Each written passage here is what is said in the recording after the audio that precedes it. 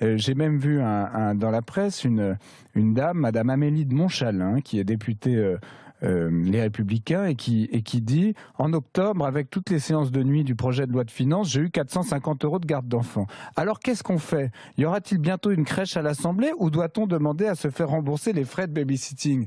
Mais moi, Je crois qu'il va y avoir une crèche bientôt. j'ai envie de lui répondre, chère madame, vous faites comme tout le monde, vous payez vous-même votre babysitter, comme font absolument tous les Français. Donc, il y a quand même un décalage.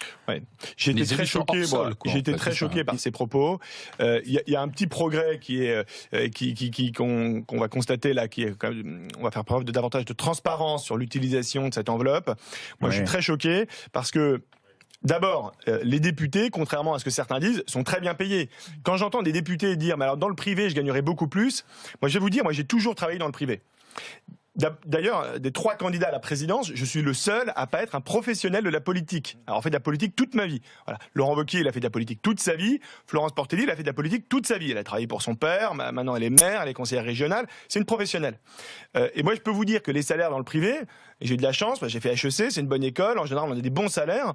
Ils sont pas tous à la hauteur de ce que gagnent les députés. Donc, ils gagnent suffisamment d'argent pour se payer leur crèche et leur coiffeur.